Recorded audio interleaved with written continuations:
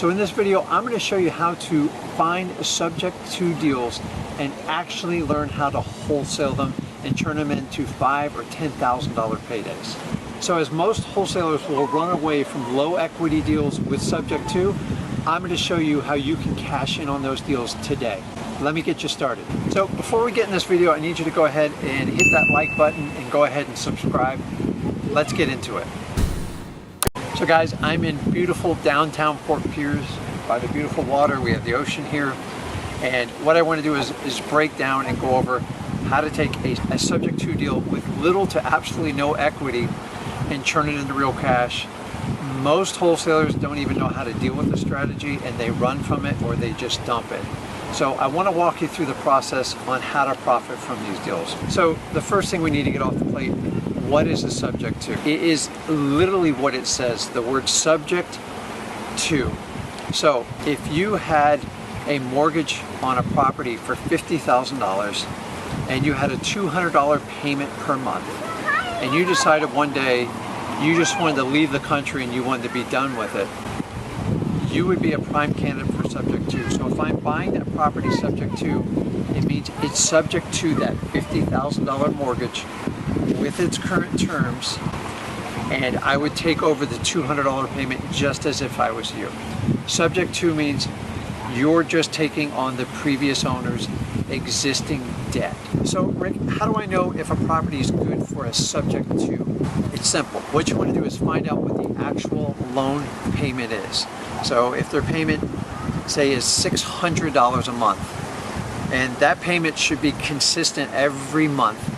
So go ahead and get their last statement. All homeowners know what their loan payment is, usually by heart. So what you want to do is look at the total loan payment. So there's an acronym that's used in the industry. It's called PITI, and that stands for principal, interest, taxes, insurance, meaning it includes everything. Most low equity owners that have a very high mortgage, they're forced to pay their taxes and insurance all lump sum in their PITI payment. Remember, principal, interest, tax, and insurance.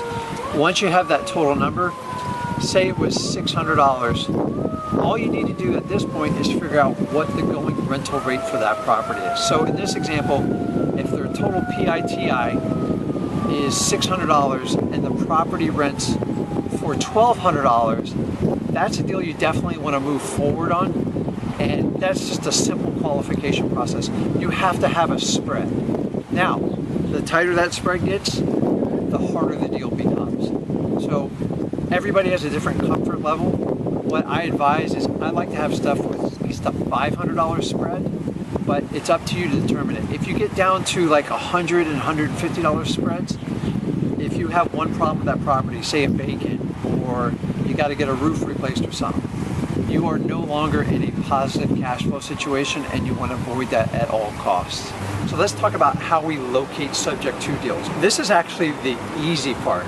So remember, the price isn't nearly as important as the cash flow, which is the spread between the loan payment and what the going rental rate is on it. So you can simply advertise that you pay full price for houses. I'm sure you've seen ads like this, and you don't have to compete on price. So you're looking for people that have almost no equity in their property. How do I find these? So the easiest place to find them is going to be to pre-foreclosures that have been bought within the last 2 years that are in some sort of foreclosure process, or any type of like low equity list. So pre-foreclosures is going to be the best place to locate these, and you want to locate people that have owned the property 2 years or less. If they're already in default in their mortgage, it's telling you they can't afford the house, they owe a ton of money on it, and those are the ones you want to target first. It's very easy to pull those lists. You go to listrei.com or just search any type of pre-foreclosure list you have. Another way to search is you can go in your PropStream account and you want to identify low equity owners. So this is a complete opposite of high equity owners. So these are the filters you want to use. Typically somebody's going to the property for 2 years or less, and they're going to have what we call an LTV, which is a loan to value ratio, and you do it on a percentage, usually 90 to 95%. Most aggressive loan programs will require a 2 to 3% down payment. So what you're going to do is set your equity filter for the loan to value ratio to be 95% and higher. These are people who've bought a house within the last 2 years where they put down a very, very small down payment. So at this point, you already have your subject to list pulled. So what we need to do is go ahead and find the best way to go ahead and market to these clients. Now, in my opinion, there's 2 top ways to do this. So the top 2 marketing strategies for subject to deals is simply cold calling, picking up the phone, banging away, and then using an SMS text strategy to connect with these clients to see if they're interested in getting their property sold with no money out of their pocket. Okay, so now it's time to skip trace your list. Remember, this is the technique where you just take your list and your address and your owners and you want to locate their phone number. So now you've skip traced your lists, you have the phone number. At this point, you're going to cold call and you're going to text. Here at Flip with Rick, we have all the scripts you need. Just go ahead and the links below and access the scripts. Remember, you're simply looking for somebody who wants to sell their house that can't sell it traditionally and they don't want to pay any expenses out of their pocket. You're looking to net the difference for the positive cash flow. That creates a wonderful subject to deal that you can earn anywhere from $10,000 to $50,000 flips. So let's talk about how to have the conversation with a subject to prospect. So remember, you have a list. You already know they have little to no equity. They've responded to your marketing and they're interested in selling you the house. We already know their position. So we know price isn't going to be a big haggling point. What do you do at this point? You're simply looking to solve a problem. So the typical conversation is going to go like this. Hey, listen, seller, I'm interested in buying your house, and I'm going to ask them, how much do you owe on the house? That's typically where they go, well, I owe around $100,000. And you go, listen, I see the value of the house is around $100,000. They go, yeah, I would love to sell you the house. I just don't know how to do it. I'm usually at this point said, have you ever thought about just listing the house? Now, why am I saying that? I'm going to go ahead and throw it out there because I know it will not work and I want to see where their frame of mind is. Now, if they've already talked to a realtor and they've been through this pain, you already know that that's not going to work and they've been through that pain. So if they do that, you're halfway there. So at that point, they'll say, Rick, I already met with a realtor and she told me by the time I pay the 6% fees, the 2% closings, and I do the repairs, I'm gonna have to bring a check for $18,000 to closing. This is your opportunity to actually bridge the gap and make a deal. So here's simply what I'm gonna say to him at this point is, Mr. Seller, if I could buy your house and take that financial pressure off of you and close the deal in a reasonable amount of time without you bringing any money to the closing table, is that something you're interested in talking about? And you will simply get a very positive response because remember, you're marketing to a list where somebody has very little equity. What I'm saying is they don't have a lot of options. If they've already come to the conclusion that the realtor option's not going to work for them, then it's just a matter of you building rapport and trying to work with them to do a subject to deal. Here's a little tip I can share with you on subject to deals. They have to be highly cooperative. You're never going to convince someone to do a subject to. You just have to show them how it's going to solve their problem. So by taking over their payment, getting the deal done, they don't have to pay any money out of their pocket. You're actually working on their credit and you're also paying down the debt, the principal in that property, and that's your money in your pocket to make it work. So your conversation with these sellers is simple. Have you tried listing the property? Either they have or they have not. If they've never gone down this option, you explain, so that's fine, 6%, 2% selling cost. On average, they're gonna have to pay at least 10% in closing costs. Well, if they owe $100,000 on the property and it's only worth $101,000, it means they're gonna have to bring $9,000 to the closing table. Mr. Seller, what if I could save you that $9,000, put it back in your pocket, take over the stress of that payment, and you get on with your life? Is that something you want to talk about? 80% of the time, they want to move forward and find a way to make that deal. Not everyone's going to agree to it. I will tell you this, they have to be 100% cooperative. This is not a sales job. You have to solve a problem and they have to be willing to go along those channels. Okay, so now you've come to tentative agreement with your seller for a subject to deal. So now we're at the point of the contract, and this is where most wholesalers screw it up. It's simply whatever contract you're using. You can use a simple 2-pager on it. You're gonna follow what you normally do on a wholesale deal.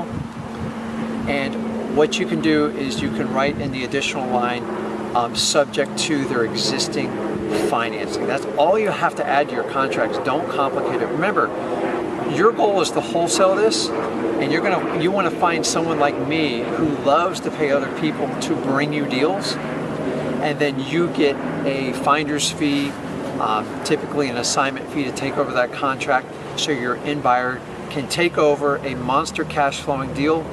You get paid on it, and best of all is you solve the seller's problem. So finally, let's talk about how we're going to sell this great subject to deal. Who are you looking for?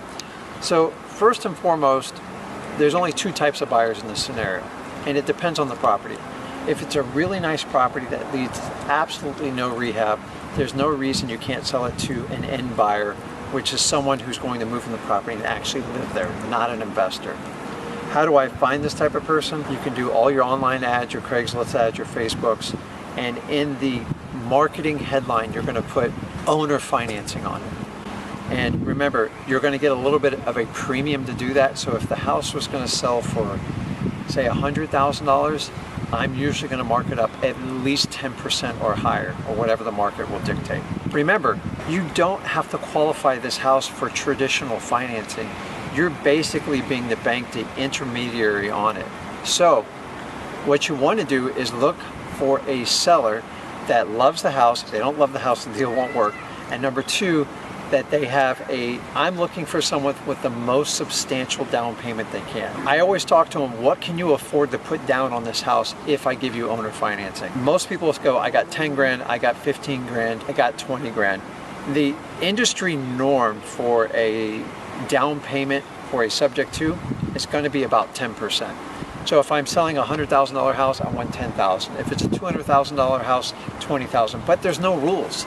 I've had people put down 20, 30, 40%. It's whatever the market will dictate and what you can get. The second type is the property that needs some rehab. It needs work. You don't want to do it. I can promise you the end buyer doesn't do it. So what you need to do is go out and find an investor looking to take over that type of deal.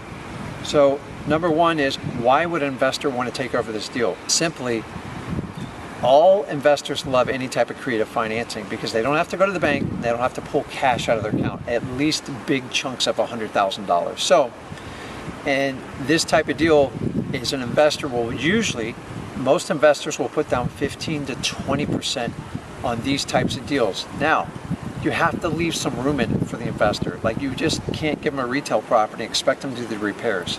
So make sure there's some meat on the bone. How do you find this type of investor?